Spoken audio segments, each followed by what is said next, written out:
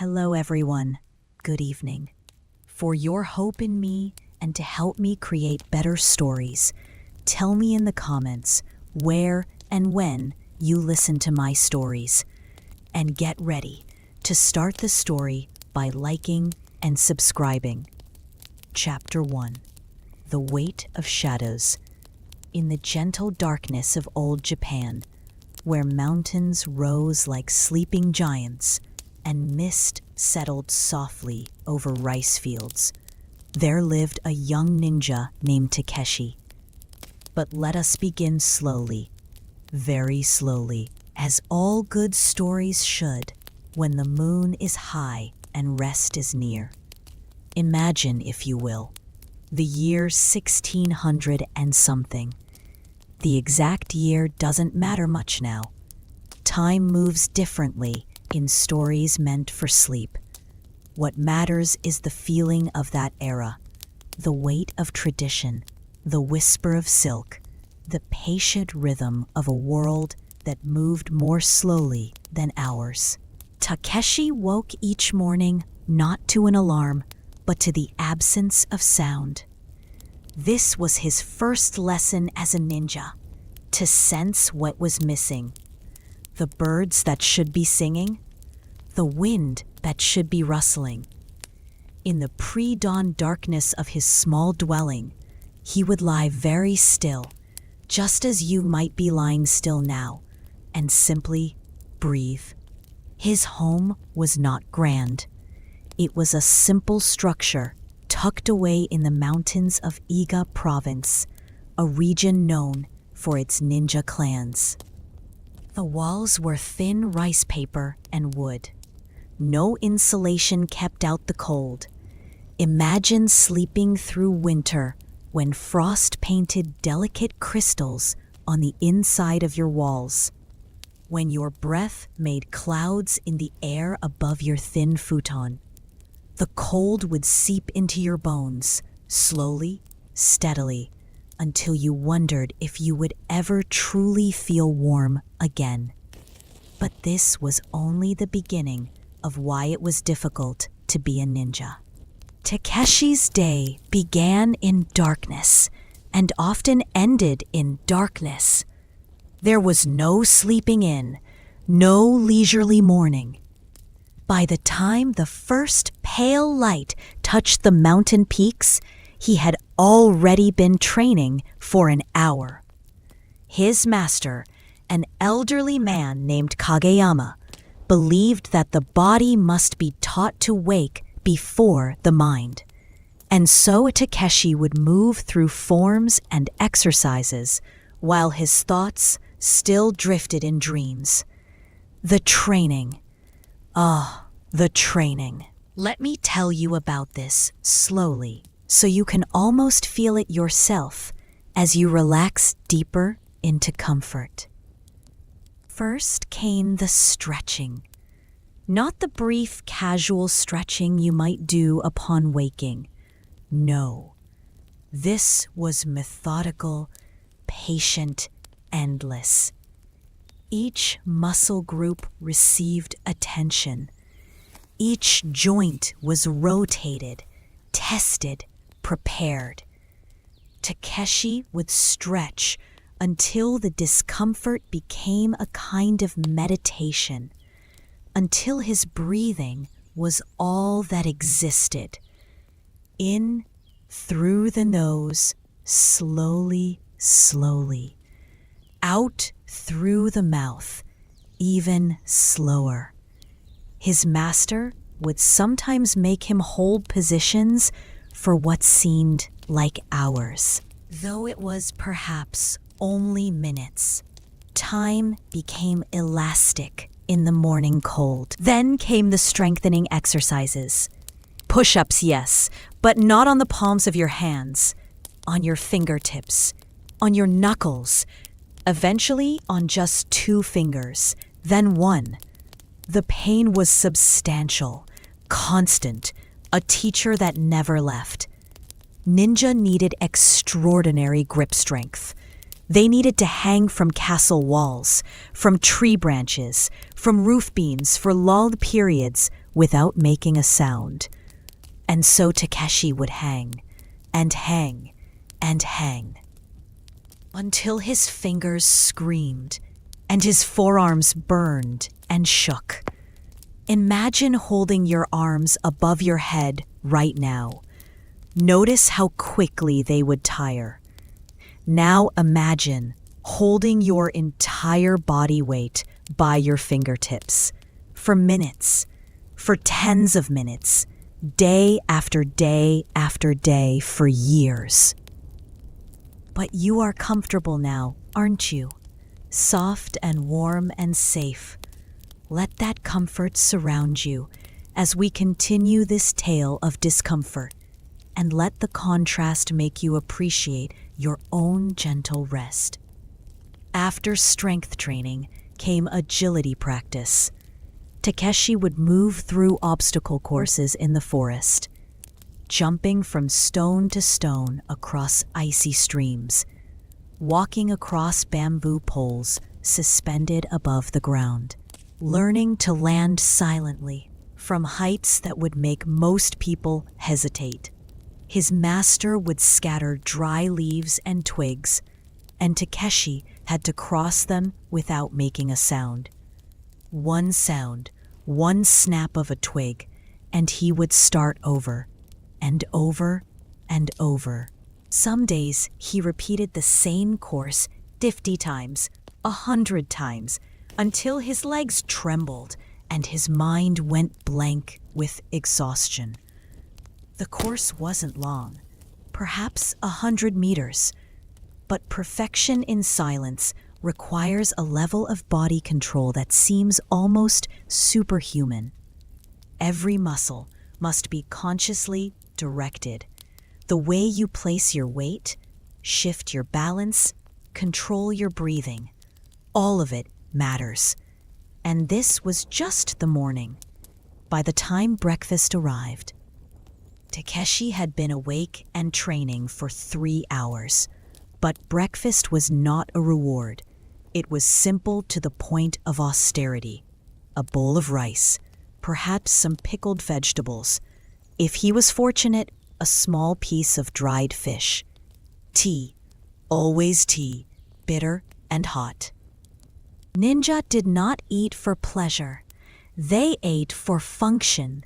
Their diet was carefully controlled to keep their bodies lean, their minds clear, their senses sharp. Rich foods, they believed, made one slow and dull. And so Takeshi ate the same meals day after day, month after month, year after year. Rice and vegetables, vegetables and rice. The monotony itself was a kind of hardship. But let us pause here for a moment. Take a slow, deep breath. Feel yourself sinking deeper into relaxation. The story of hardship continues, but you are safe and comfortable, drifting on the words like a leaf on a gentle stream. After breakfast came the training of the mind. This, Takeshi found, was even more difficult than training the body. He had to memorize elaborate maps, not just of his local area, but of regions he had never seen, castles he had never entered, cities he had never visited. His master would draw these maps once, speaking in a low, patient voice, describing every gate, every passage, every wall. Then the map would be burned. Takeshi had to recreate it from memory, perfectly. Every detail, every distance, every angle. If he made a mistake, the punishment was not physical. It was disappointment. His master would simply look at him with those dark, tired eyes and shake his head slowly. That silence, that disappointment, was worse than any blow. He also had to learn to read and write, which in feudal Japan was far from common. But ninja needed to understand the documents they might steal or copy. They needed to forge papers when necessary. And so Takeshi spent hours practicing calligraphy, his brush moving slowly, carefully across rough paper. Each stroke had to be perfect. Each character had to be beautiful. His hands would cramp, ink would stain his fingers black. But the practice continued.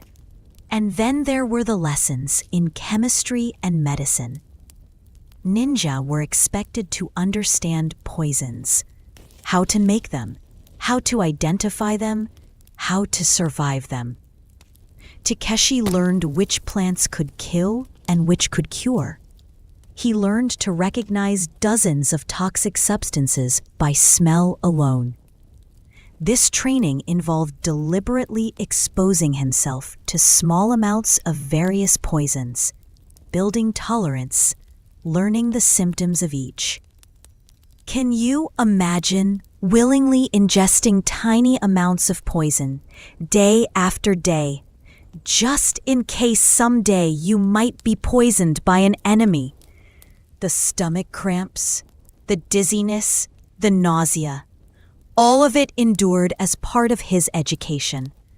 The afternoon brought weapons training, but not in the way you might imagine from films or stories. Real ninja weapons training was tedious beyond measure. To throw a shuriken accurately, one must throw it thousands of times, tens of thousands. The motion must be identical every time.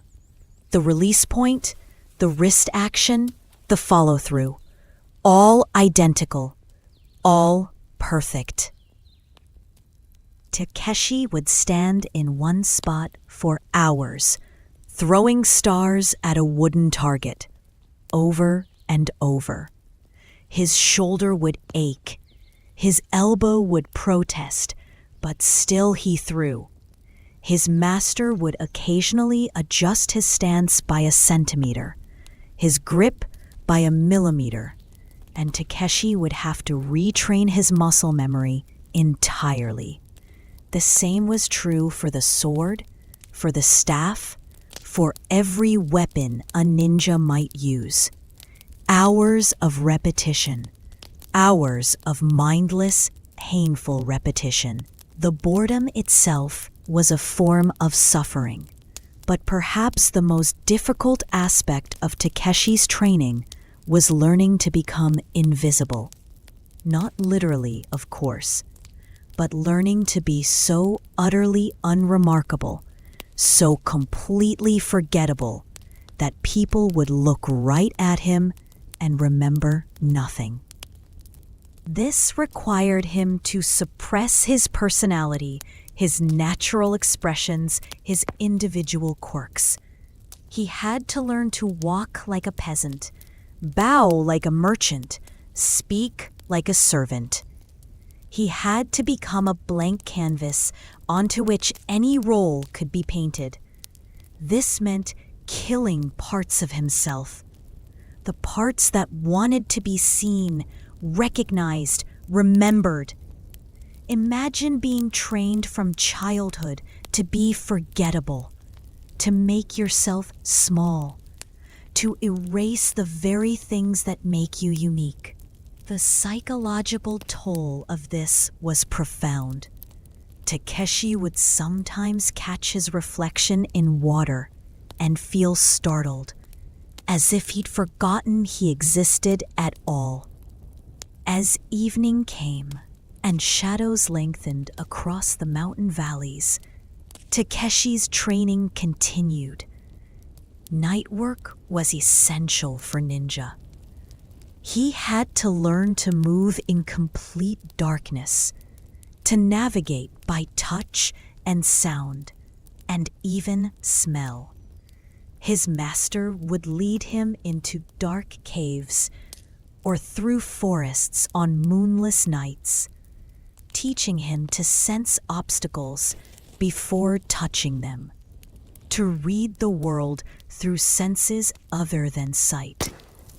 The darkness was disorienting, sometimes terrifying. Takeshi had to overcome deep instinctive fears. Fear of heights was crushed by being made to climb trees in the dark. Fear of enclosed spaces was conquered by squeezing through narrow passages underground. Fear of water was demolished by swimming in rivers at night, when you couldn't see the banks, couldn't gauge the current, couldn't see what might be swimming nearby. Every fear was identified and then systematically destroyed through repeated exposure. This was efficient, yes, but it was also deeply traumatic. Takeshi's dreams were often nightmares. His sleep, when it finally came, was rarely peaceful. And yet sleep did come eventually, as it comes to us all. As it is coming to you now, perhaps. Feel your body growing heavier, softer, more relaxed. The story continues, but you may drift with it, float upon it, as night deepened. Takeshi would finally return to his small room. His futon, thin as it was, felt like luxury after the day's exertions. He would lie down, body aching in a dozen places, and stare at the ceiling. Sometimes his master would assign him meditation exercises even then, counting breaths, visualizing complex scenarios, planning theoretical missions in his mind. But eventually, exhaustion would claim him. His eyes would close, his breathing would slow and deepen, and Takeshi would sleep the sleep of the utterly depleted, a sleep so deep that nothing could wake him until duty called again before dawn. This was his life, every day, week after week, month after month, year after year. There was no vacation, no time off, no weekends. The concept didn't exist. There were seasonal festivals, yes, but ninja could not freely participate in them. They could not draw attention to themselves. They could not make friends outside their clan. They could not fall in love openly. They could not marry without permission. They could not have normal human connections. The isolation was perhaps the greatest burden of all. Takeshi was surrounded by people, his master, other students, the villagers in the valley below. But he was utterly alone. A ninja could trust no one completely. Every relationship was potentially strategic. Every friendship might be a cover. Every smile might be a mask. In his rare quiet moments, Takeshi would think about the farmers he sometimes saw working in the fields. Their lives were hard, yes. They worked from sunrise to sunset. They faced hunger and cold and the cruelty of samurai overlords. But they had families. They had songs. They had festivals and celebrations. They had the simple joy of sitting around a fire with people they loved, talking about nothing important, laughing at simple jokes. Takeshi had none of this. He had duty. He had discipline. He had the honor of serving his clan. But he did not have normalcy. He did not have peace. He did, and this, dear listener, was only his training. He had not yet begun his actual work as a ninja. That would bring entirely new difficulties, new dangers, new reasons to understand why this life was so profoundly challenging.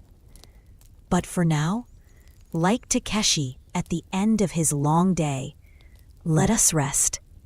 Let your breathing slow. Let your muscles relax completely. Feel yourself sinking deeper into comfort, into warmth, into the safety of this moment. The story will continue, but rest comes first. Always, rest comes first. Chapter 2. The Missions That Haunted. When Takeshi finally completed his basic training at the age of 20, he thought perhaps the worst was behind him. He had survived years of hardship. He was strong, skilled, disciplined. He was ready, he believed, for whatever came next. He was wrong. Let us enter this chapter slowly, gently, as the morning mist enters a valley. There is no rush. Time stretches here in this story, just as it stretches in the space between waking and sleep. Takeshi's first real mission was supposed to be simple: reconnaissance only. His clan needed information about a local daimyo's tax collection schedule. Takeshi was to enter the castle town, observe, listen, and report back. No theft, no violence, just observation. Simple, they said, but nothing about ninja work was truly simple. First, there was the preparation. Takeshi had to transform himself completely. He couldn't enter the town looking like a trained warrior. He had to become someone else entirely. His master and the clan's experts worked on him for days. They aged him with makeup. They gave him a limp. They dressed him in the clothes of a traveling peddler. They gave him a pack full of actual goods to sell: combs, needles, thread, simple things. They even gave him a false backstory so detailed that Takeshi had to memorize every aspect of his fictional life. He became Jiro, a peddler from 2 provinces away. Jiro had a wife named Hana, who had died 3 years ago. He had no children. He had taken up traveling to escape his grief. Every detail was constructed, rehearsed, made real through repetition until Takeshi almost believed he was Jiro himself. This preparation took a week of rehearsal, of practice, of becoming someone else so thoroughly that your own identity blurred and faded. It was psychologically exhausting in ways that physical training never was. When Takeshi finally set out, he carried nothing that could identify him as a ninja. No weapons except a small knife any peddler might carry. No special tools, just his wits, his training, and the crushing weight of responsibility. The walk to the castle town took 2 days. 2 days of staying in character, even when no one was watching, because one never knew when someone might be observing from a distance. 2 days of walking with that false limp, of hunching his shoulders like a man defeated by life, of practicing the regional accent of the character he was playing. By the time he reached the town, his leg genuinely hurt from the artificial limp. His back ached from the poor posture, but these physical discomforts were minor compared to the mental strain. Imagine carrying a secret so dangerous that if discovered, it would mean not just your death, but the death of everyone you trained with, everyone you knew. That weight settles on your shoulders like stones. It never lifts, not for a moment. Takeshi entered the town on a market day. The streets were crowded, noisy, full of life. He set up his little display of goods and began to sell, and sell, and sell, for hours. Because that's what Jiro the peddler would do. He couldn't rush to gather information. He had to be patient, natural, completely unremarkable. People came and went. Some bought things, most didn't. Takeshi smiled, haggled, chatted about weather and crops and the price of rice. All the while, his true mind was listening, sorting, filing away every useful scrap of conversation he overheard. But here's what the stories don't tell you. Standing in a market for 8 hours, pretending to be someone you're not, maintaining perfect vigilance while appearing relaxed, is utterly exhausting. Your face hurts from holding false expressions. Your mind fractures between the character you're playing and your true purpose. By the end of the first day, Takeshi's head throbbed with tension, and he'd learned nothing useful yet. This continued for 3 days.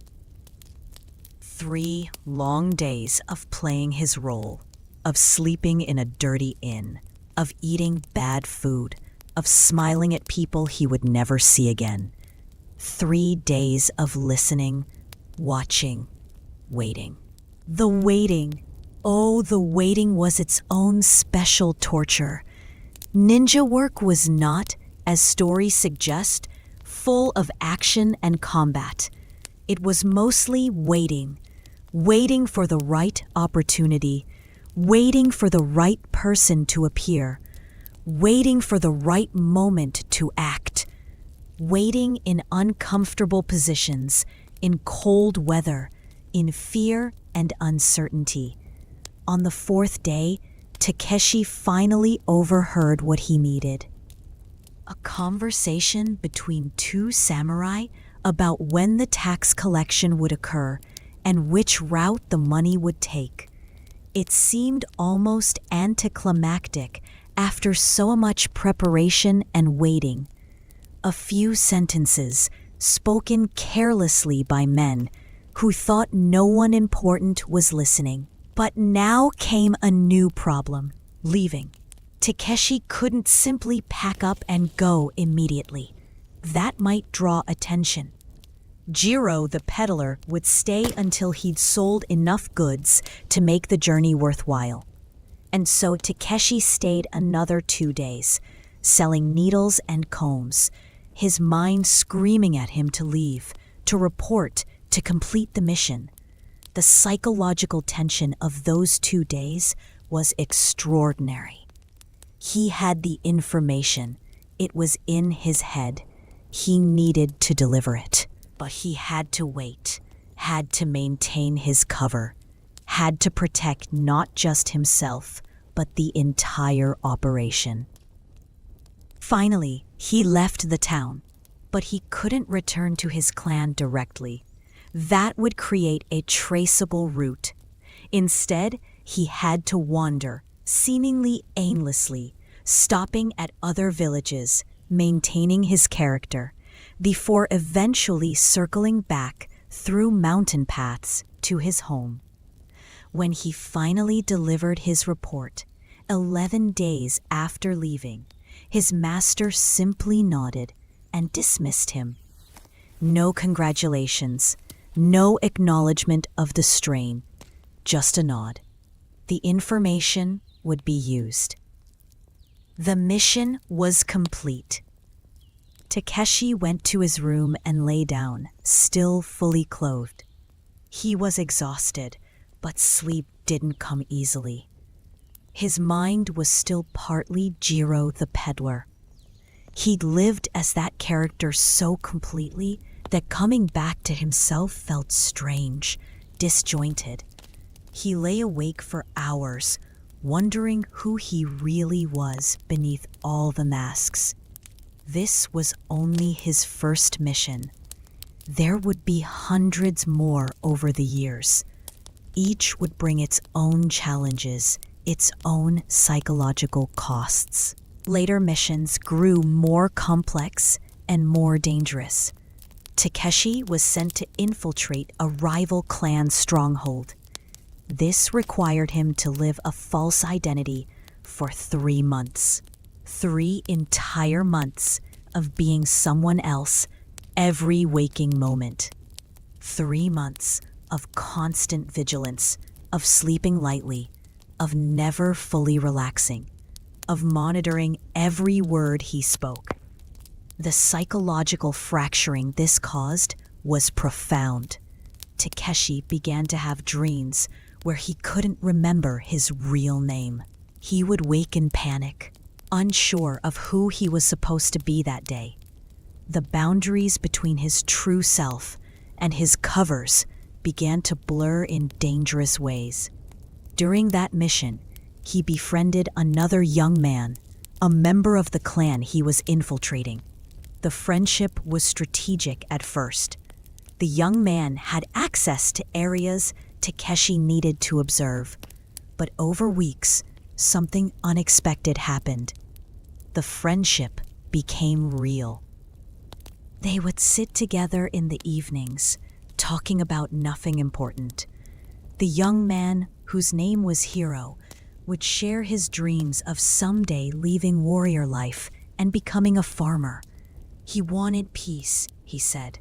He wanted to grow things instead of preparing for death.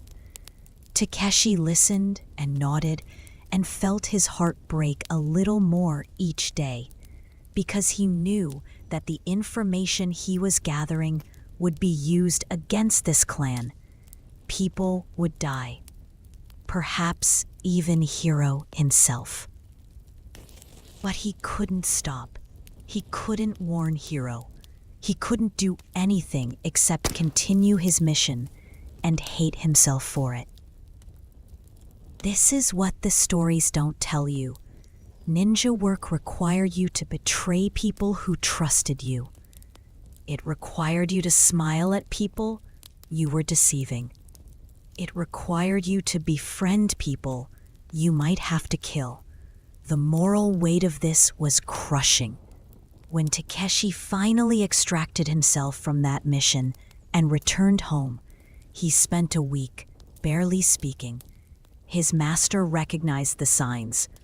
This happened sometimes to operatives who had been deep undercover. The clan had learned to give them time to recover, to remember who they truly were. But some never fully recovered. Some remained fractured, permanently divided between their true selves and the characters they'd played. Takeshi could see it in some of the older ninja, a certain emptiness in their eyes, a disconnection from themselves that could never be fully healed. He wondered if he was becoming one of them. Between missions, life at the compound was hardly easier. There was constant training, yes, but there was also the strain of living in a community where trust was conditional, where friendships were strategic, where everyone had secrets. Ninja clans operated on strict hierarchies. Information was compartmentalized. You knew only what you needed to know for your specific role. This meant you might live beside someone for years and have no idea what they did or where they went when they left on missions. Takeshi had a few genuine friendships within the clan, but they were always shadowed by this uncertainty. And there was always the knowledge that any of them could be sent on a mission from which they might not return. Ninja work was dangerous. People died regularly. Sometimes they simply disappeared. This constant, low-level grief was exhausting. You couldn't fully mourn people who disappeared because there was always a chance they were alive somewhere, living under deep cover. But you also couldn't hope too strongly. because they were probably dead.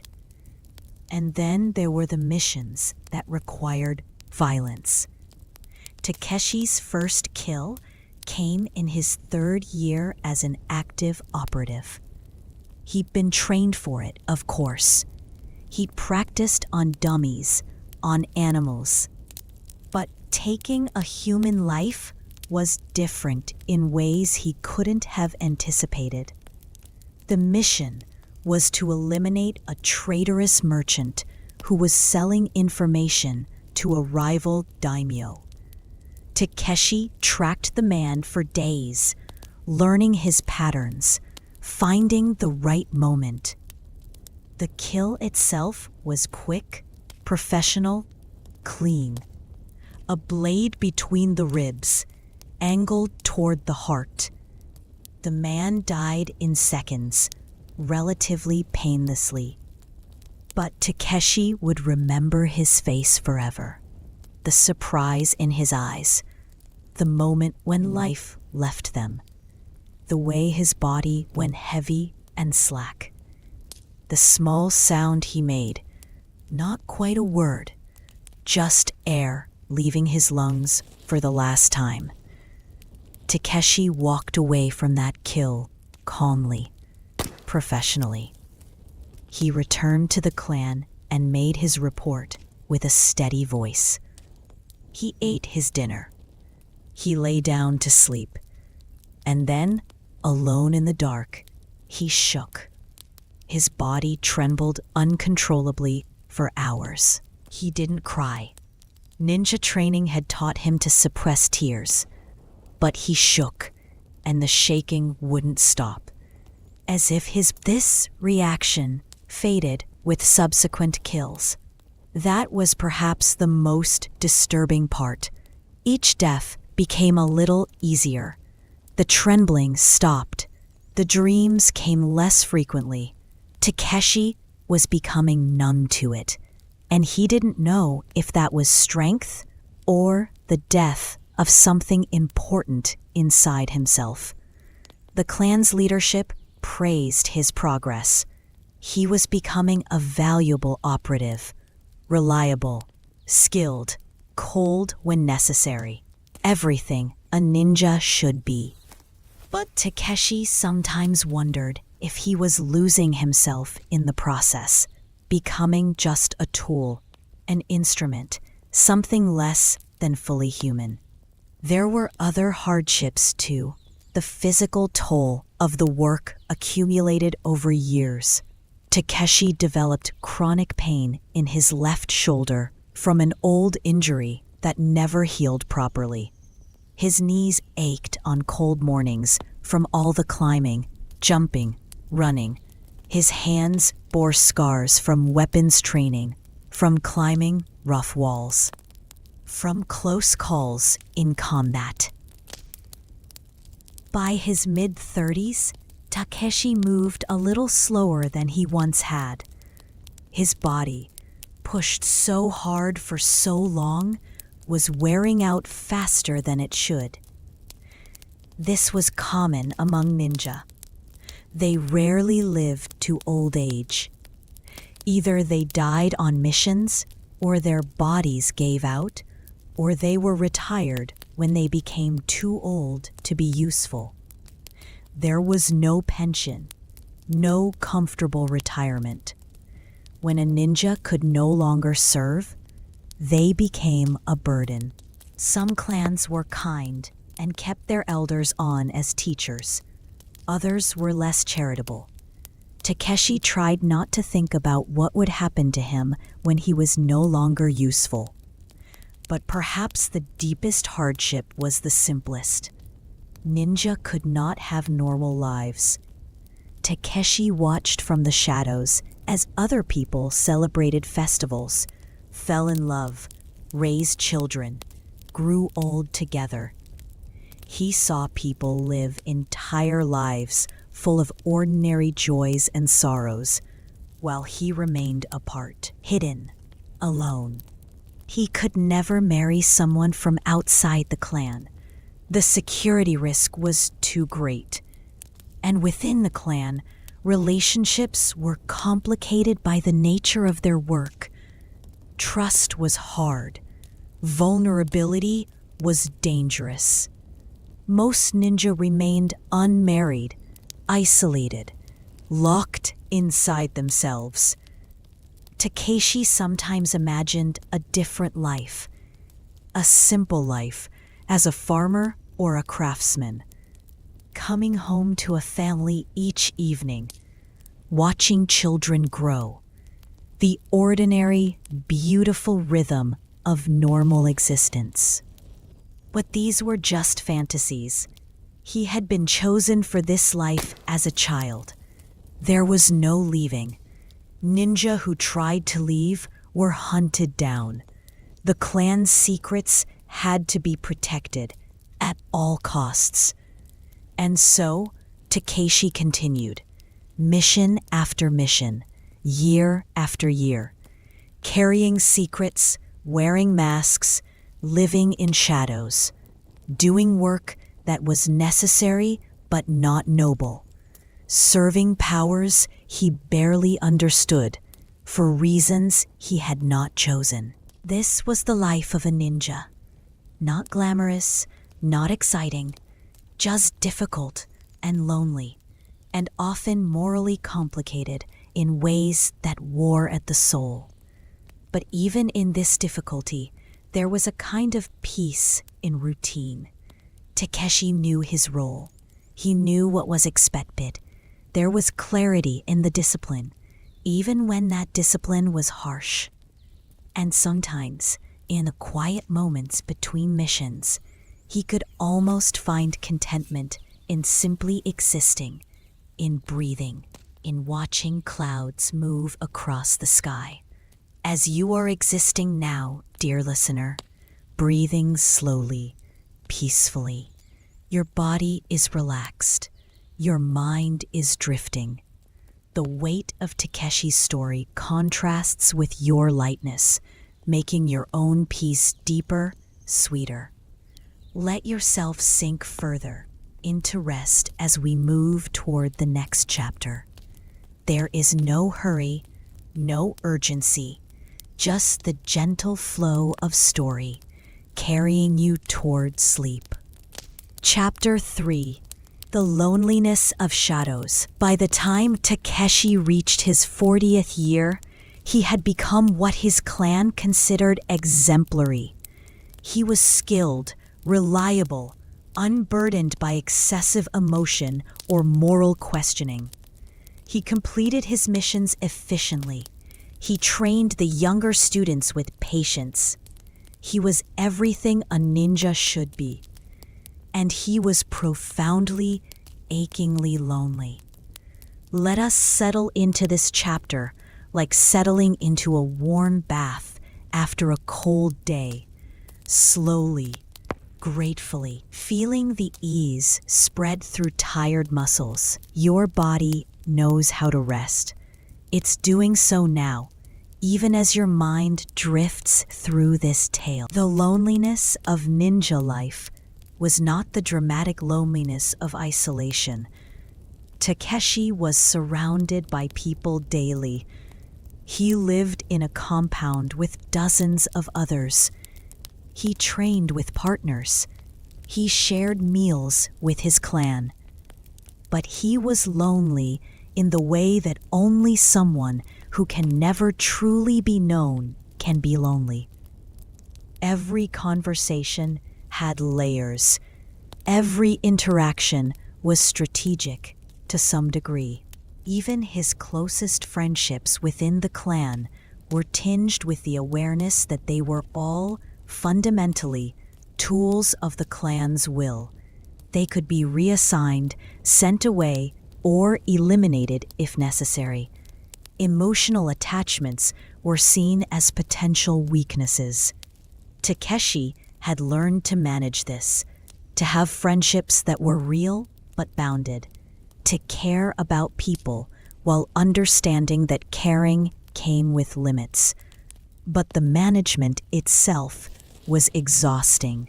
There was one person, though, who made the loneliness a little more bearable.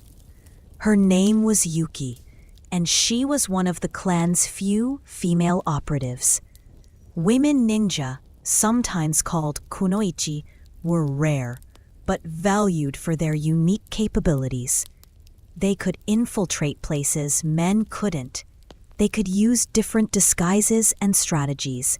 Yuki and Takeshi had trained together as children. They had survived the same brutal preparation. They understood each other in ways that required no explanation. Over the years, a quiet affection had developed between them. They would sometimes sit together in the evening, not saying much, just existing in comfortable silence. These were the only moments when Takeshi felt almost at peace, when the masks could come off, at least partially, when he could be something approaching his authentic self. But even this relationship had strict boundaries. The clan did not encourage romantic attachments. They were seen as complications, potential security risks. And so Takeshi and Yuki remained in this undefined space between friendship and something deeper, never quite crossing certain lines, never quite letting themselves feel everything they might have felt. One evening, they sat together watching the sunset over the mountains. The sky was painted in shades of orange and purple and deep blue. It was beautiful in the way that makes the heart ache. "Do you ever wonder," Yuki asked quietly, "what our lives would have been if we'd been born to different families?" Takeshi considered this. It was dangerous to think such thoughts, but with Yuki, he could be honest. "Every day," he said simply. They sat in silence after that. There was nothing else to say. They were what they were. This was the life they had. Wondering about alternatives changed nothing. But that conversation stayed with Takeshi. It crystallized something he'd been feeling for years but hadn't articulated. He was living a half-life. Everything was partial, partially honest, partially connected, partially present. He was always holding something back, always wearing some small mask, always protecting some secret part of himself. This fractional existence was perhaps the deepest hardship of ninja life. Not the physical pain or the danger, or even the moral complications. It was the inability to ever be fully, completely, authentically yourself with another person. The isolation was especially difficult during the long winter months. Training continued regardless of weather, but missions became less frequent. Takeshi would spend weeks at the compound with little to do except practice, meditate. In winter, the cold was not just physical. It seeped into your spirit. The short days and long nights, the endless gray skies, the way snow muffled all sound until the world felt dead and empty. Takeshi would lie in his small room at night, listening to the wind howl around the buildings, feeling the cold seep through the thin walls, and the loneliness would become almost unbearable. He wasn't alone in this. Suicide rates among ninja were high, especially among those who'd served long enough to become disillusioned. The clan didn't talk about it much, but everyone knew. Every few years, someone would simply not wake up one morning. Sometimes it was poison. Sometimes they'd walked out into the snow and never returned. Sometimes they'd quietly arranged a training accident. The clan would mark these deaths as unfortunate but expected. Mental strain was considered a weakness to be overcome through discipline and meditation. There was little sympathy and even less support. You were expected to manage your own psychological struggles silently, internally, without burdening others. Takeshi had considered it himself a few times over the years. Not seriously, not with any actual planning. But the thought would drift through his mind during the darkest moments. How easy it would be, how peaceful it might feel to simply cease existing, to drop all the masks, abandon all the missions, release all the secrets, and just stop. But he never acted on these thoughts, partly because of training and discipline, partly because of duty to his clan, but mostly, he later realized, because of small moments of connection like those evenings with Yuki. Tiny fragments of genuine human warmth that were just enough to keep the cold darkness at bay. As he aged, Takeshi began to be assigned more teaching duties and fewer field missions. This was natural. Younger operatives had better reflexes, more energy, fewer old injuries. Takeshi's value shifted from active work to knowledge transfer. He found teaching both rewarding and heartbreaking. Rewarding because he could pass on skills that might keep these young people alive. Heartbreaking because he was preparing them for the same difficult life he lived. He was perpetuating a system he'd come to question. He saw himself in the younger students, their initial enthusiasm, their belief that they were special, that they were heroes serving a noble cause. Their gradual disillusionment as they learned the reality of ninja work. Their slow hollowing out as mask after mask was carved into their personalities. One student in particular reminded him of his younger self, a boy named Kenji, talented but thoughtful, strong but gentle. Takeshi could see that the work would break something beautiful in Kenji, just as it had broken something in himself. Part of him wanted to warn the boy, to tell him that this life would cost more than he could imagine, to suggest he find a way out before it was too late. But Takeshi couldn't do that. His duty was to the clan. And honestly, what alternative was there? Kenji had been raised for this life. There was nowhere else for him to go. So Takeshi taught him to move silently, to kill efficiently, to suppress his emotions, to wear masks convincingly. He prepared Kenji for a life of necessary loneliness, strategic relationships, and moral compromise. And he hated himself a little more with each lesson. The compound itself, which had once felt like home, began to feel like a prison. The same walls, the same routines, the same faces, year after year. Takeshi could walk the entire place with his eyes closed. Every board that creaked, every stone that wobbled, every corner where the wind whistled through. This deep familiarity was both comforting and suffocating. He knew every inch of his cage.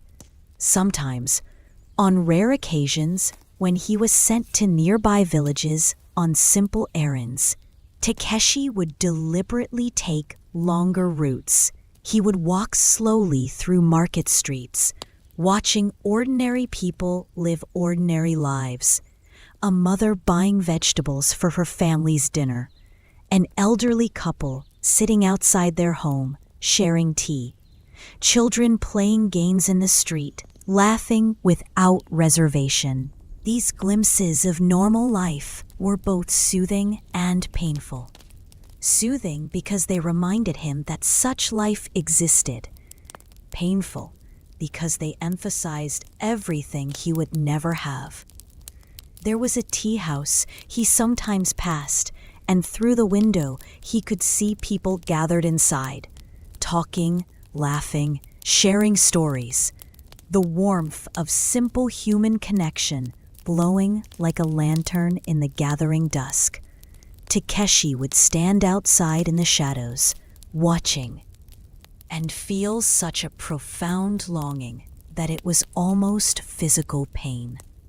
He longed not for anything dramatic, not for wealth or status or adventure, just for the right to be himself, to sit in that tea house and tell true stories about his actual life, to make a friend without calculation, to love someone without strategic consideration, to be known, truly known, by another person. But these were impossible dreams for someone like him. As you lie there now, comfortable and safe, perhaps you understand how precious those simple things are. The ability to be yourself, to connect genuinely with others, to live without masks. These gifts that seem so ordinary are actually extraordinary, and you have them. Feel grateful for them as you drift deeper into peace. The seasons turned as seasons do. Winter became spring, became summer, became autumn, became winter again. Years passed in this cycle. Takeshi aged. His hair began to gray at the temples. Lines appeared around his eyes, not from laughter, but from squinting in sunlight, from tension, from too many sleepless nights. His body, pushed so hard for so many years, began to fail in small ways. His left knee would sometimes lock up unexpectedly. His hearing in his right ear had diminished from too many close-range explosions over the years. His hands, scarred and calloused, would sometimes go numb in cold weather.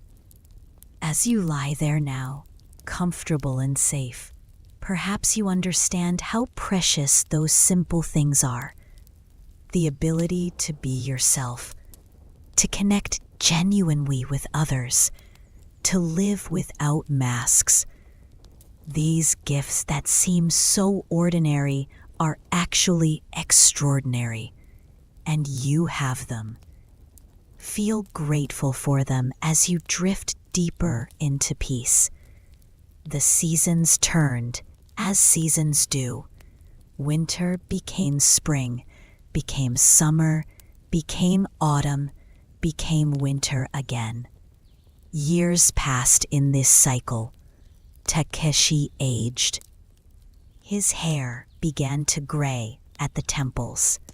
Lines appeared around his eyes, not from laughter, but from squinting in sunlight, from tension, from too many sleepless nights.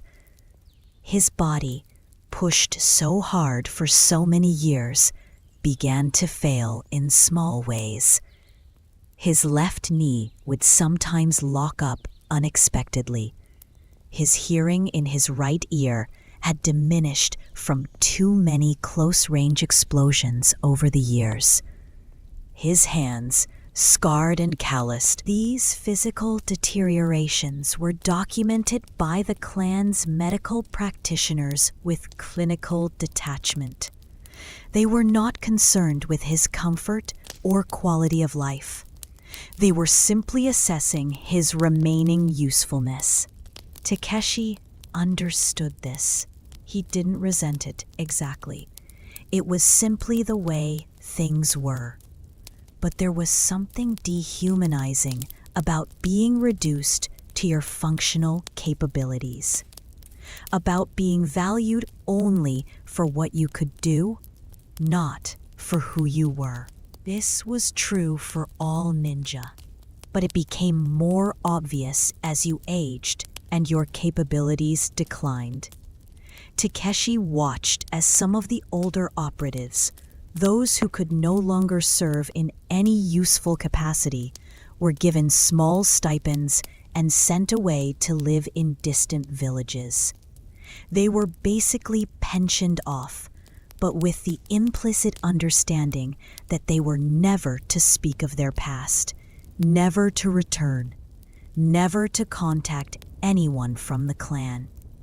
It was a lonely kind of retirement, cut off from the only people who understood your life, sent to live among strangers who you could never truly connect with because your entire past was a secret.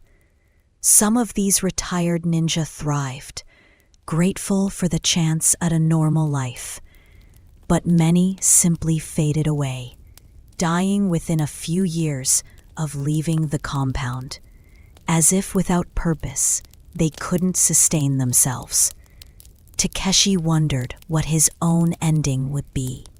Would he be useful enough, long enough, to die on a mission? Would he age out and be sent away? Would he simply disappear one winter night, adding himself to the unspoken tally of those who couldn't bear it anymore? He didn't know, and not knowing was its own burden. One autumn evening, Takeshi sat with Yuki again. They were both older now, both marked by their years of service, both carrying invisible scars alongside the visible ones. "Do you have regrets?" Yuki asked him. It was unlike her to ask such direct, personal questions. Takeshi thought carefully before answering. Honesty, even between them, was rare and precious. "I regret," he said slowly, "that we never had the chance to be what we might have been to each other." Yuki was quiet for a long time. Then she reached over and very briefly, very gently, touched his hand. Just for a moment. Then she withdrew, and they sat in silence as darkness gathered around them. That brief touch stayed with Takeshi for weeks. It was such a small thing, a moment of contact, but it meant everything. It was real, it was honest, it was a connection that existed outside of duty and clan and mission. It was purely human. These small moments were what made the loneliness bearable.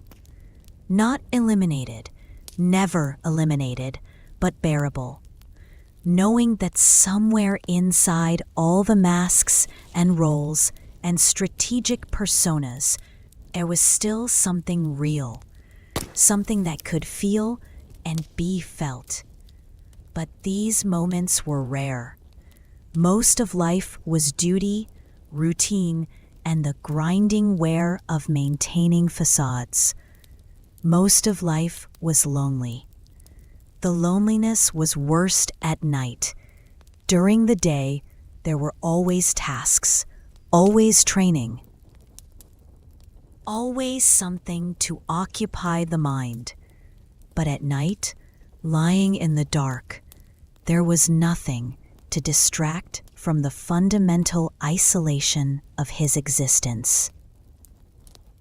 Takeshi would lie awake sometimes and try to remember who he really was underneath all the roles he'd played. But it was difficult. He'd been so many people over the years, so many names, so many personalities, so many lives lived temporarily. They all blurred together until his original self was just one more mask in a collection of hundreds. This existential confusion was common among long-serving ninja. The clan had meditation techniques to help maintain a sense of core identity, but they were only partially effective. The truth was that being a ninja required fracturing yourself, and that fracturing had permanent consequences. Takeshi sometimes envied the younger students who still had a clear sense of self, who still knew what they liked and disliked, what made them happy or sad, what they believed in. He'd lost most of that clarity years ago. Now, he mostly felt duty, discipline, and a tired kind of emptiness. But emptiness, he'd learned, was its own form of peace. If you didn't want things, you couldn't be disappointed. If you didn't hope for things, you couldn't despair when they didn't happen. If you didn't attach yourself to outcomes, you couldn't be hurt when they went wrong. This was the wisdom the clan tried to teach. Detachment, non-attachment, the peace of wanting nothing, needing nothing, being nothing but an instrument of the clan's will. Some ninja achieved this state and seemed genuinely content. They'd transcended the loneliness through some kind of spiritual accomplishment that Takeshi couldn't quite grasp. They existed in a state of serene emptiness that looked like peace. But Takeshi suspected that wasn't peace at all. It was just numbness, a different kind of death, achieved while still breathing. He didn't want that. Despite everything, despite all the hardship and loneliness and moral compromise, Takeshi still wanted to feel something, even if that something was loneliness itself. At least loneliness meant he was still human enough to want connection. So he carried his loneliness like a secret companion, always with him, never acknowledged aloud. Chapter 4. The Freedom in Acceptance. In his 53rd year, something unexpected happened to Takeshi. He stopped resisting. Let us enter this final chapter as gently as dawn enters a room. Slowly, softly, with no force at all, just a gradual illumination of what was already there. For decades, Takeshi had carried an internal struggle, part of him performing his duties, another part questioning them. One self accepting his role, another self mourning what he'd lost. He'd been divided against himself in a way that created constant, exhausting friction. And then, one morning, he woke up and the struggle was simply gone. It happened during a particularly cold winter. Takeshi had been sent on a surveillance mission to a small mountain village. Nothing dangerous or complex, just monitoring trade routes for a week. He was staying in a tiny inn, pretending to be a traveling scribe. On the 4th morning, he woke before dawn, as always. But instead of immediately beginning his mental preparation for the day's work, he just lay still for a moment. The room was cold. His breath made small clouds in the air. Outside, snow was falling quietly, and Takeshi felt something he hadn't felt in years. Something so simple, it took him a moment to identify it. Contentment. Not happiness exactly, not joy, just a quiet, peaceful acceptance of this moment as it was.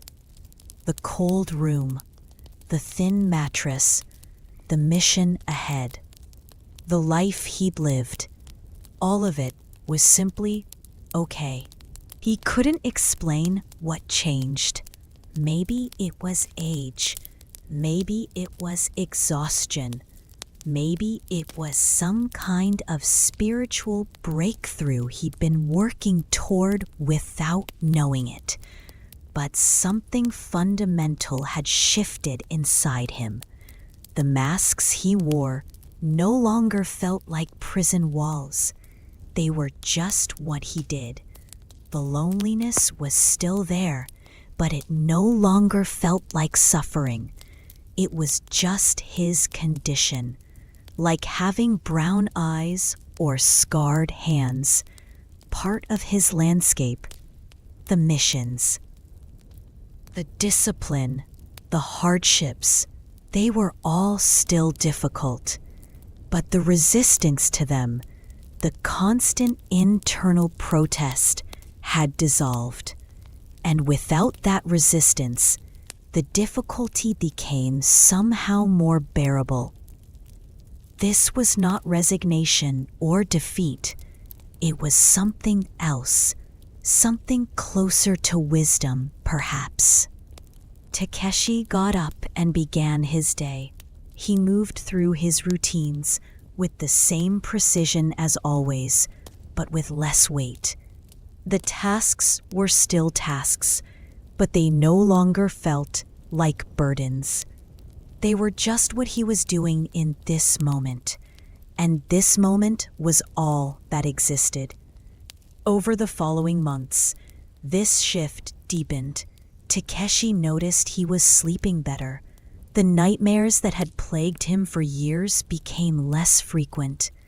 His chronic pain seemed less urgent somehow, still present, but not dominating his awareness. He began to notice small, beautiful things he'd been too burdened to see before. The way morning light hit frost, the pattern of bird flight across the sky, the sound of wind in bamboo. These things had always been there, but he'd been too consumed by inner struggle to appreciate them. One day, he was training with young Kenji, the student who reminded him of himself. They were practicing stealth movement through a forest. Kenji was talented, but trying too hard, forcing his movements instead of flowing. "You're fighting the forest," Takeshi said gently. "It's not your enemy. It's just here. Work with it, not against it." Kenji tried again, and this time his movement was smoother, more natural. "Better," Takeshi said, then added quietly, almost to himself, "Everything becomes easier when you stop fighting it." Kenji looked at him curiously. "Does that include our role as ninja?" It was a bold question, almost insubordinate. The old Takeshi might have shut it down immediately, but now he just smiled slightly. "Especially that," he said. They continued training in silence. Takeshi didn't elaborate. Some things each person had to discover for themselves. But he hoped Kenji might find this peace sooner than he had, might suffer less before arriving at acceptance. Takeshi's relationship with Yuki also changed during this period, or perhaps his perception of it changed. They still sat together sometimes in comfortable silence, but now Takeshi no longer felt the ache of what might have been. He appreciated what was. These moments of quiet companionship, this gentle, bounded affection, it was enough. It had always been enough. He'd just been too focused on what it wasn't to appreciate what it was. One evening, Yuki commented on the change in him. "You seem different lately," she said. calmer. I suppose I've stopped arguing with reality, Takeshi replied. Yuki was quiet for a moment, then nodded. That sounds exhausting. It was, Takeshi agreed, for about 30 years. They both smiled at that. Not laugh-out-loud humor, but the gentle recognition of shared truth.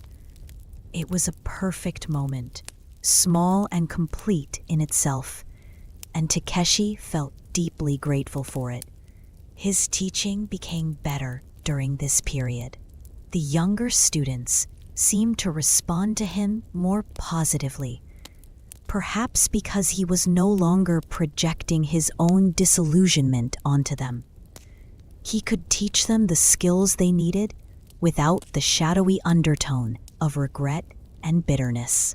He taught them to move with precision, but also with flow, to maintain discipline, but not to let discipline become rigidity, to serve their clan faithfully, but to find moments of humanity within that service, to survive not just physically, but spiritually. Some students understood. Others didn't yet, but might someday. Takeshi was patient with all of them. He'd learned that wisdom couldn't be forced, only offered. The physical hardships of ninja life continued, of course. Acceptance didn't erase the cold, the pain, the exhaustion, or the danger. But it changed his relationship to these things. They were part of the texture of life, not obstacles to overcome. During one particularly difficult mission, a week of surveillance in freezing rain, Takeshi found himself actually present with the experience, rather than wishing it would end. Yes, he was cold and wet and uncomfortable, but he was also alive, functional, capable. His body, despite its age and injuries, was still strong enough to serve. There was something beautiful in that. He completed the mission successfully and returned home without complaint. His master noticed. "You've changed, Takeshi," the old man said. "You've finally stopped fighting yourself." It was the closest thing to a compliment his master had ever given him. Takeshi bowed respectfully, but inside he felt warm, not with pride exactly, but with the satisfaction of being truly seen and understood, even if just for a moment. As winter turned to spring, Takeshi spent more time. Now, having released that argument, everything was simpler. Not easy, but simpler.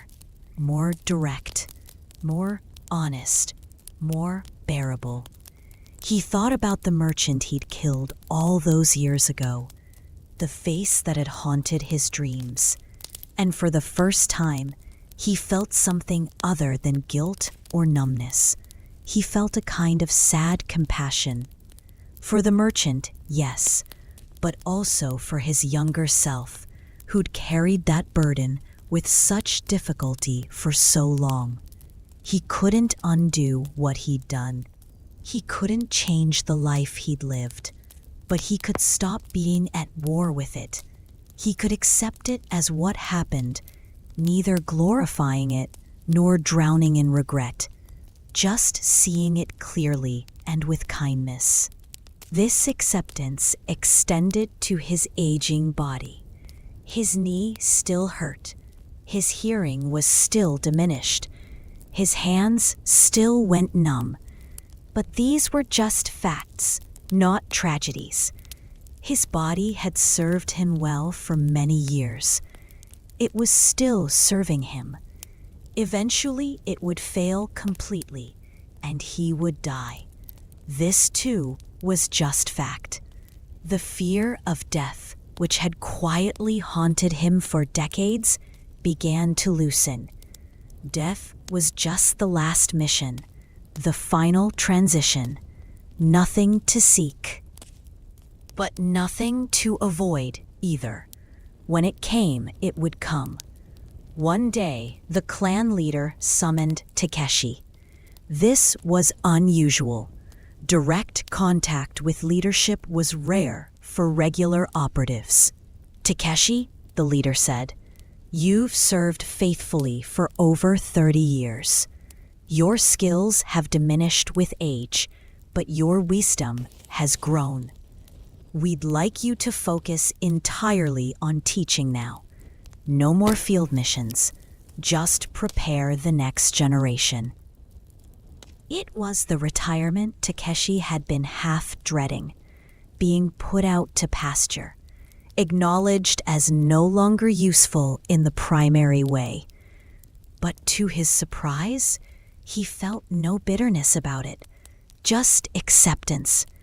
"I will serve as directed," he said, bowing. And he meant it, not as an automatic trained response, but as a genuine commitment. Teaching was valuable work. He could do it well.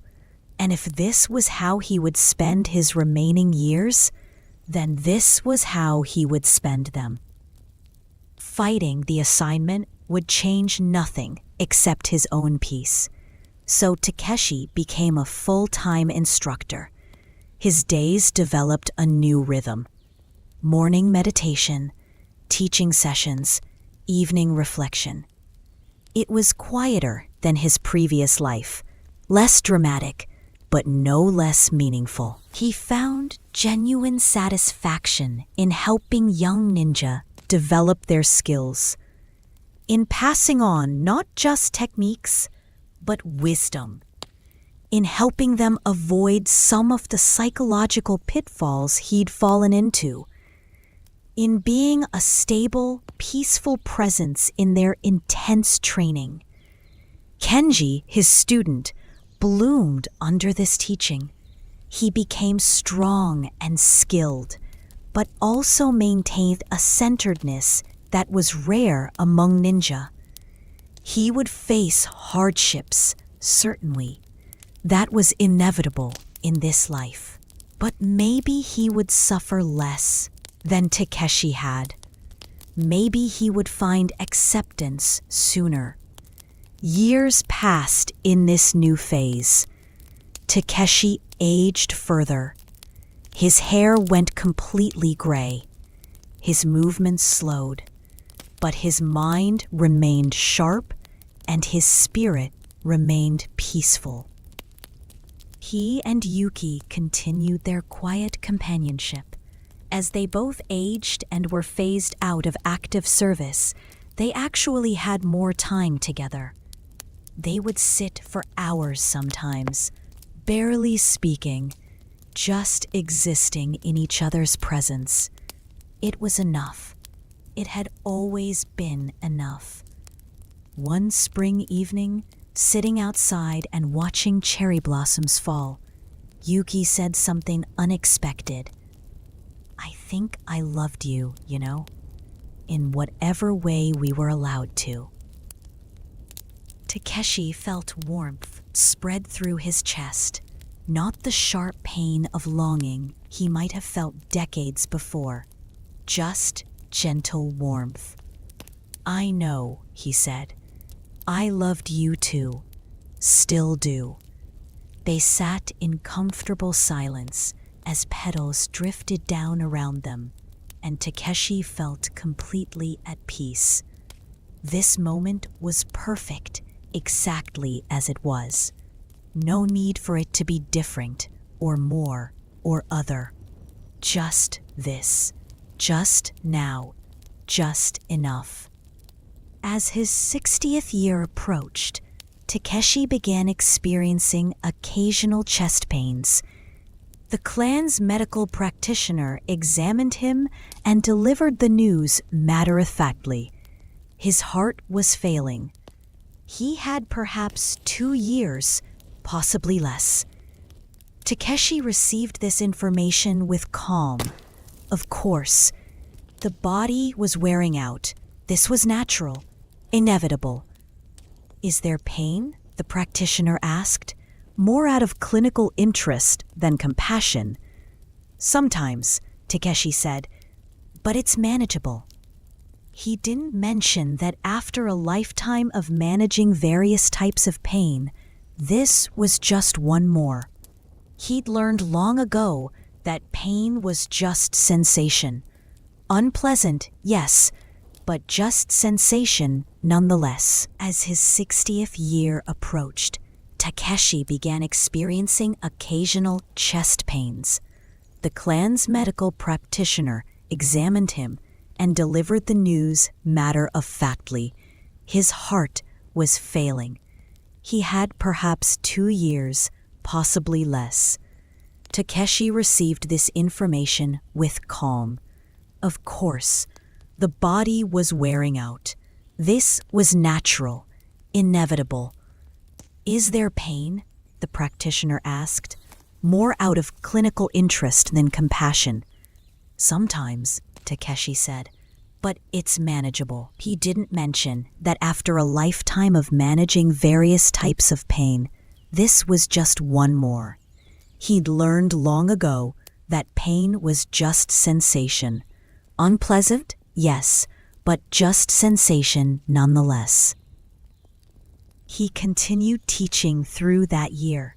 He told no one about his heart except Yuki, and only because she asked directly if something was wrong. I'm dying, he told her simply. Slowly. But aren't we all? Yuki looked at him with eyes that held decades of shared understanding. Are you afraid? No, Takeshi said, surprising himself with how true it was. Just curious, I suppose, about what comes next or doesn't. They talked for a long time that evening about death, about the lives they'd lived, about regrets and acceptance and peace. It was the most intimate conversation they'd ever had, and Takeshi felt grateful for it. As autumn arrived and the leaves began to turn, Takeshi found himself appreciating everything more intensely, not with desperate clinging, but with gentle attention. The way morning dew caught light, the sound of students training in the distance, the taste of simple tea. All of it precious exactly because it was temporary. One particularly beautiful evening, Takeshi sat with several of his students, including Kenji, now a skilled young operative. They'd just finished a training session and were resting, drinking tea. Master Takeshi, Kenji asked, if you could live your life again, would you choose differently? The other students waited for his answer. It was a bold question, but Takeshi had encouraged honesty in his teachings.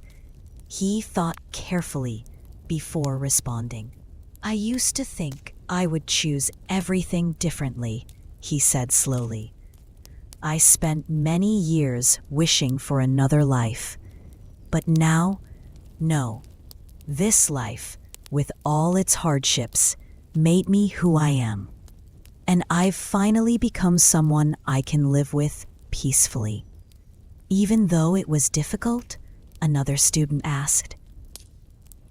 Especially because it was difficult, Takeshi replied. Easy lives teach nothing. Struggle teaches everything, if you let it. The question isn't whether life is hard. Life is hard for everyone in different ways. The question is whether you fight your own life or accept it. I fought mine for 30 years. I've accepted it for the last 10. The acceptance period has been much better. The students contemplated this. Takeshi hoped they understood. But he knew understanding would only come through their own experience. That was the way of things. As winter approached again, Takeshi felt his strength waning more noticeably.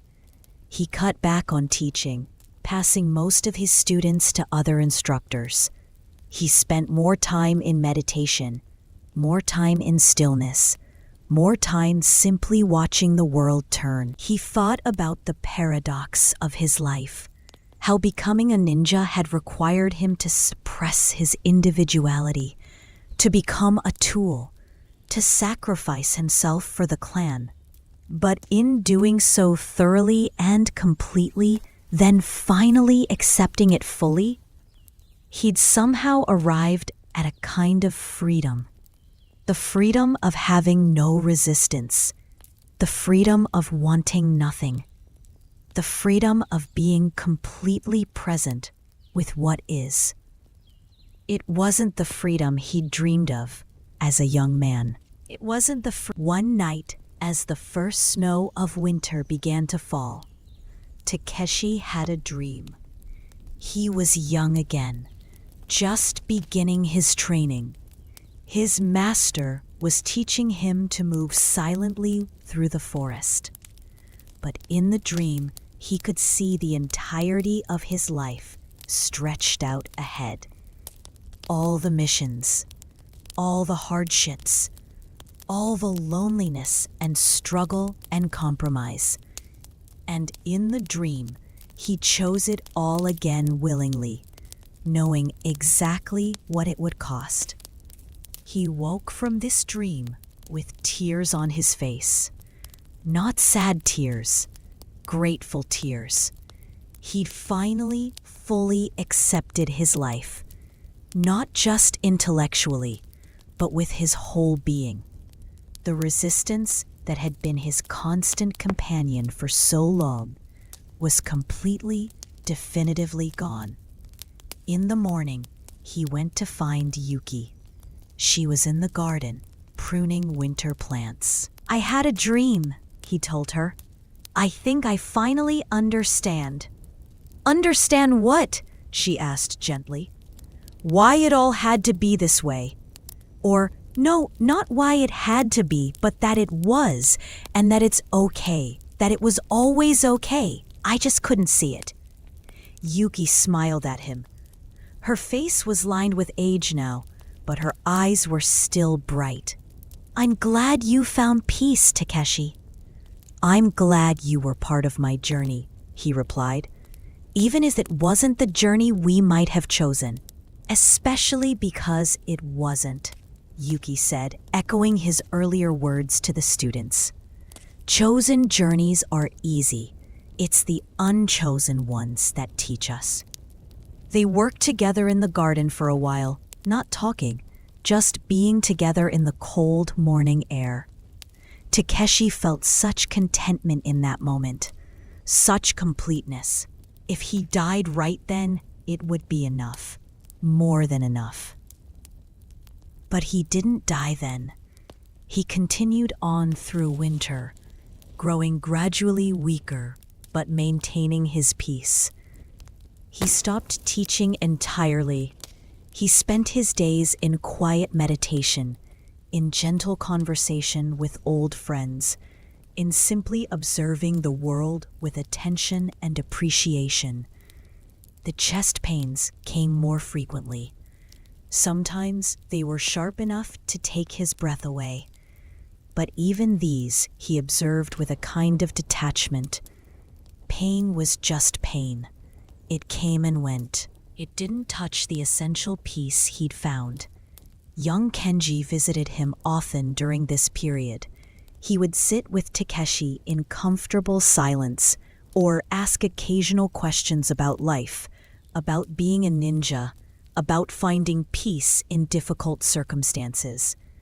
"Master," Kenji asked one day, "you've taught us so much about technique and strategy, but what you're teaching me now, just by being as you are, feels more important. How do I learn this?" "You're already learning it," Takeshi said, "by being present with difficulty, without running from it, by accepting what is without trying to force it to be different, by finding the small moments of beauty and connection that exist even in hardship. That's all it is. That's everything it is." "Is it enough?" Kenji asked. "Just acceptance? It's everything, Takeshi said. What else is there? As winter deepened, Takeshi spent more and more time in his small room, resting. His appetite had faded. His energy was minimal, but his mind remained clear and his spirit remained peaceful. Yuki visited him daily, bringing tea, sitting quietly. Sometimes they talked about old times. Sometimes they sat in comfortable silence. Always there was the gentle current of affection between them, no longer tinged with regret or longing, just pure, simple caring. "I don't think I have much longer," Takeshi told her one afternoon as snow fell heavily outside. "I know," Yuki said. "Is there anything you need?" "Just this," Takeshi said. "Just you being here."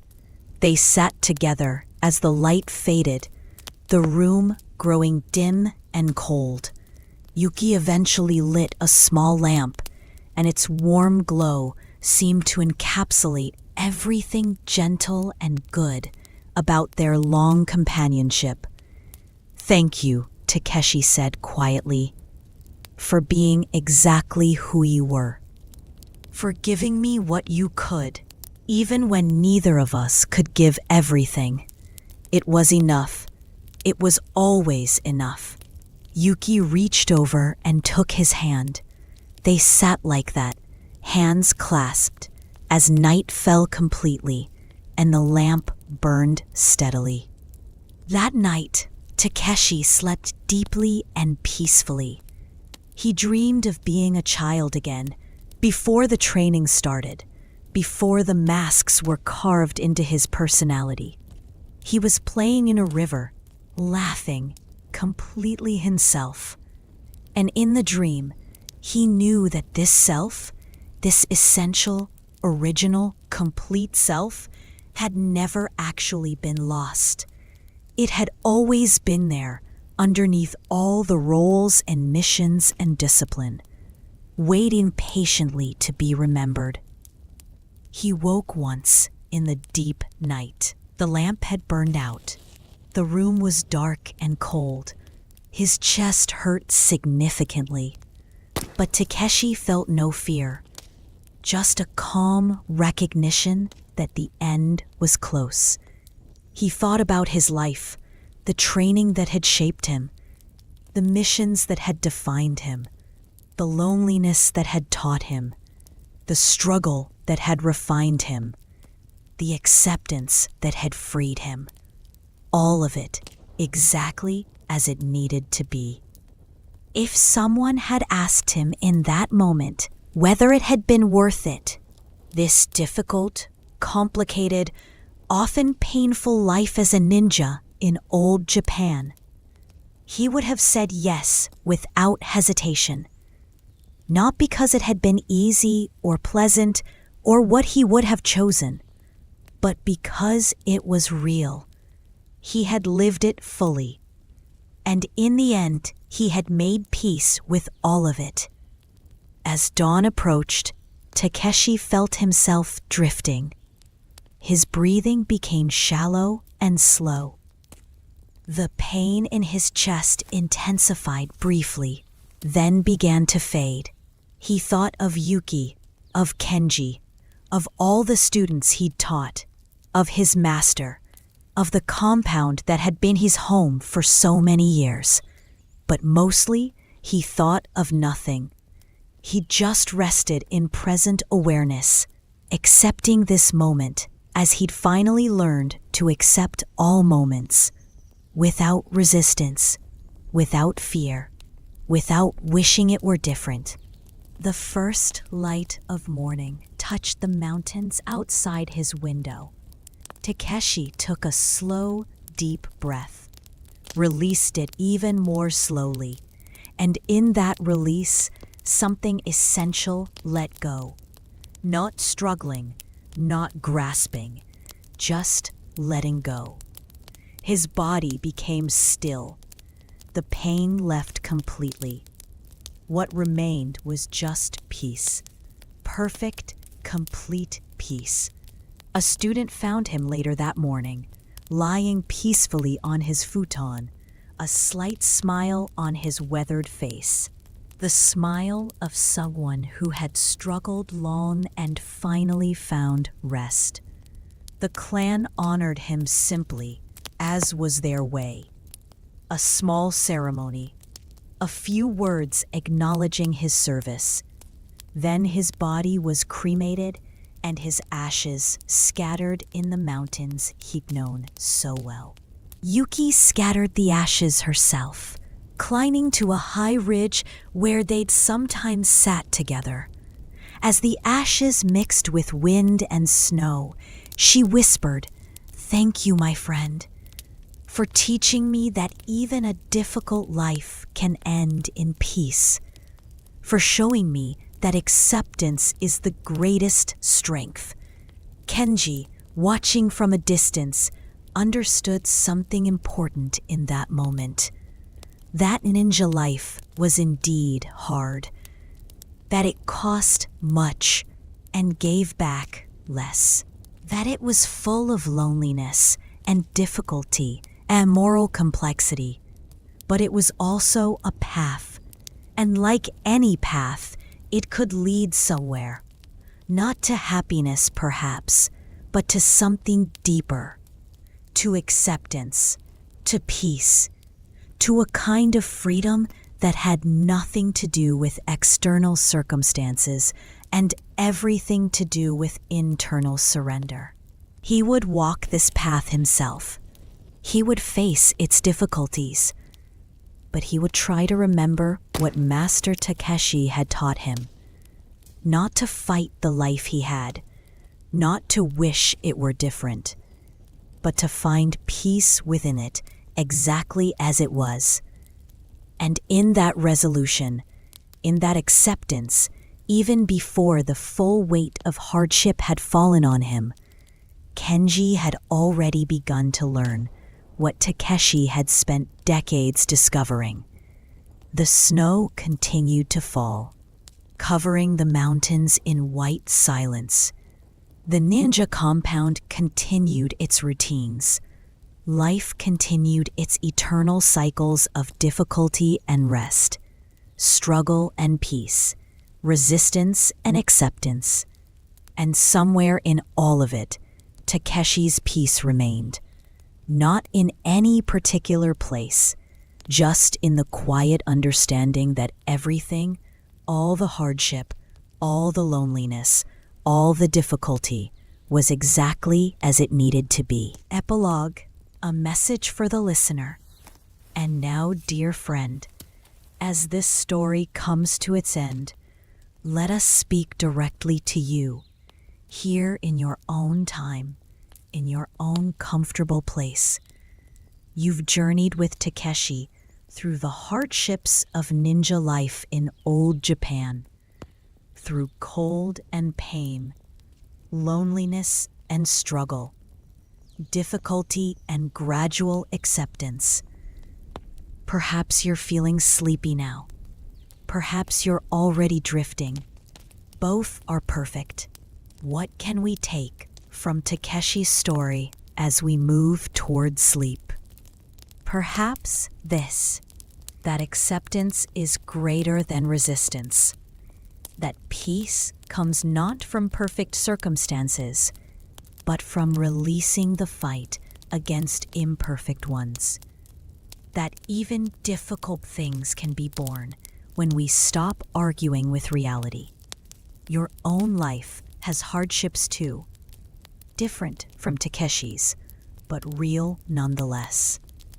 And perhaps you've been fighting some of them, wishing they were different, exhausting yourself with resistance. What if you didn't? What if, like Takeshi, your breath moves in and out like waves on a shore, slow, steady, natural, no effort required, just allowing. If thoughts arise, let them pass like clouds. If feelings come, acknowledge them gently and let them be. Everything is welcome. Everything is okay. Nothing needs to change for you to be at peace right now. Takeshi learned, after decades of struggle, that peace was always available. It was never in the circumstances. It was in the acceptance of circumstances. And that acceptance is available to you now, in this moment, as you drift toward sleep. You are safe.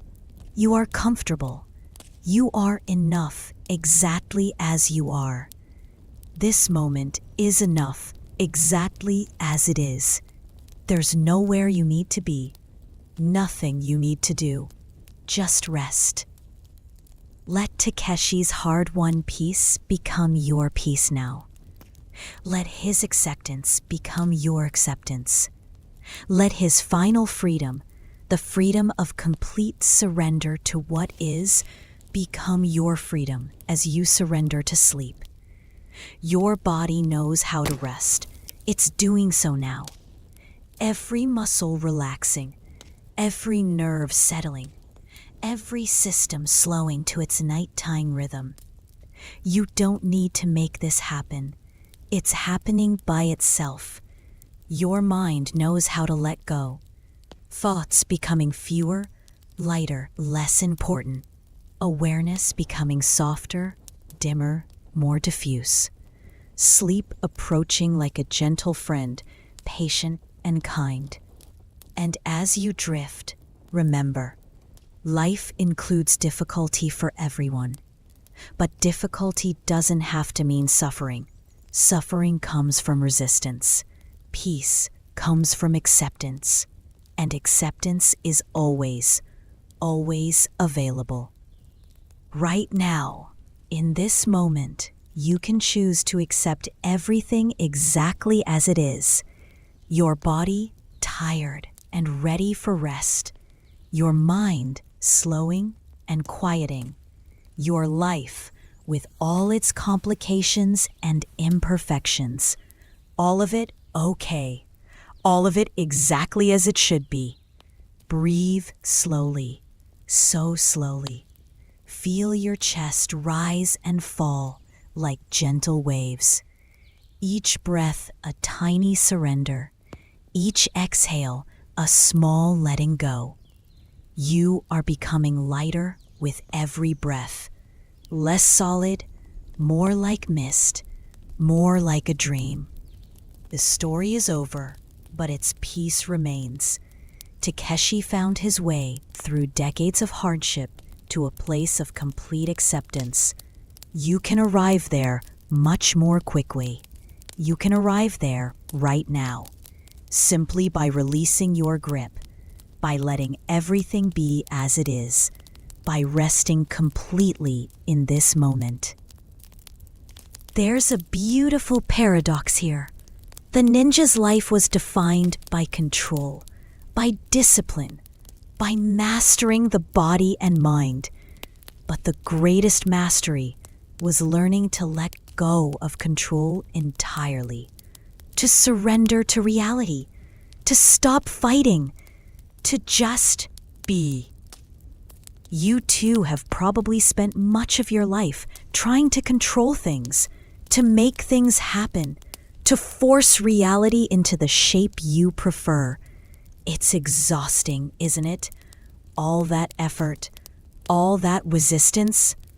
What if you stopped, just for now, as you drift towards sleep? Your breathing is very slow now, very deep, almost like you're already dreaming. Maybe you are. The boundary between waking and sleeping is dissolving like morning mist. And that's perfect. That's exactly right. In old Japan, in the mountains where Takeshi trained and lived and eventually found peace, there's a concept, mushin. It means no mind or no thought. It's a state of pure awareness, without resistance, without judgment, there's nothing you need to figure out right now. no problems to solve, no decisions to make. All of that can wait for tomorrow. Right now, there's only this: soft, warm, safe, peaceful, present, accepting. If your mind offers you a thought, notice it gently and let it pass, like watching a leaf float down a stream. You don't need to grab it or follow it. Just let it drift away. Another leaf will come. Let that drift away too. Eventually, there will be no more leaves. Just the gentle flow of the stream itself. Just awareness without objects. Just peace without content. Your body is so heavy now, so relaxed, sinking deeply into whatever supports you, being held by the world, cradled by gravity. You don't have to hold yourself up anymore. You can let go completely. The world will hold you. It always has. Takeshi spent his life learning to be invisible, to suppress himself, to become nothing but a tool. It was hard. It cost him much. But in the end, that practice of self-erasure led him to a profound truth. Beneath the self that struggles and resists is a deeper self that simply is. Peaceful, complete, whole. You have that deeper self too. You're touching it now as you drift. The you beneath all the roles and worries and identities. The you that simply exists, that simply breathes. That simply is. And it's perfect. It's always been perfect. All the struggle, all the resistance, all the fighting, it's the surface. Beneath that is this: quiet, deep, eternal peace. You're descending into it now, like sinking into warm water. Deeper, deeper. Letting go of everything except this present moment. And even this present moment is starting to dissolve, isn't it? Time becomes elastic, strange, unimportant. Is it now? Is it later? Does it matter? Everything is becoming dreamlike, soft, unreal. And that's exactly right. In the space between waking and sleeping, everything is possible and nothing matters. Contradictions dissolve. Paradoxes make perfect sense. The difficult life of a ninja and the easy comfort of sleep are somehow the same thing. Both are about surrender. Both are about letting go. Both are about accepting what is. Takeshi's story taught us that even a hard life can end in peace. But more than that, it taught us that the peace was always there, beneath the hardship, waiting to be discovered. Not after the hardship ended, but within it, available every moment, available right now. You don't have to be a ninja to access this peace. You don't have to endure decades of struggle. You just have to stop, breathe, accept, let go. And you're doing that perfectly right now. Your eyes are very heavy. Maybe they're already closed. Maybe they've been closed for a while. It doesn't matter. Behind your eyelids is just peaceful darkness, soft, gentle, safe, like being held in the warmest embrace. In that darkness, you might see colors or shapes drifting. So let go now. Trust the process. Sleep is coming like a kind friend, and you can welcome it completely. There's nothing to fear, nothing to resist, just this gentle transition from waking to sleeping, from awareness to dreams, from effort to rest. Your breath is barely perceptible now, so shallow, so slow. Your body is motionless. Your mind is nearly silent. You're in that perfect liminal space where sleep is already touching you, already beginning to carry you away. And that's beautiful. That's exactly right. You can let it happen. You can let yourself go completely, fall deeply into sleep, into dreams, into the peaceful darkness where consciousness rests and restores itself. The story of Takeshi is complete. His struggles are over. His peace is eternal. And his final lesson echoes in this moment. Accept what is, release what isn't, and find that peace was always here, always available, always waiting. You've learned this lesson too. You're living it right now, accepting this moment, releasing effort, finding peace. It's all happening perfectly. You don't have to do anything.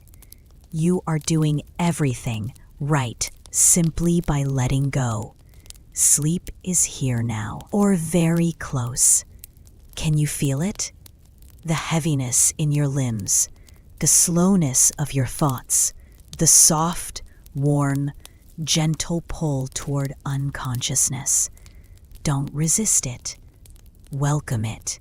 Let it carry you. Imagine yourself as Takeshi at the very end of his life, feeling everything settle and calm and become still.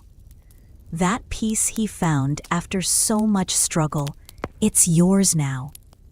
Without the struggle, just the peace, just the letting go, just the perfect, complete rest. Your breathing continues, slow and steady, automatic and perfect. Your body rests, heavy and comfortable, held and safe. Your mind drifts, quiet and peaceful, dissolving into dreams. And you are simply here, simply breathing, simply being, simply at peace. Nothing more needed, nothing more wanted, just this, just now, just perfect as it is.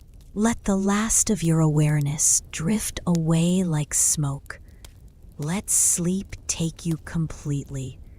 Fall into it without resistance. Trust it absolutely. It knows what to do. Your body knows what to do. Everything knows what to do. You don't have to try anymore. You don't have to stay awake anymore. You can let go completely now. Let sleep have you. Let dreams carry you. Let peace surround you. The story is done. The lesson is learned. The peace is found. And now, just rest. Just sleep. Just let go completely and drift away into the deep, peaceful darkness where nothing needs to be done and everything is perfectly, completely, eternally okay. Good night, dear listener. May Takeshi's hard-won peace be your effortless peace. May his acceptance be your acceptance. May his rest be your rest. Sleep now, deep and peaceful and complete. Nothing more to do, nowhere to be. Just rest, just peace, just sleep, just sleep. Sleep, sleep, sleep.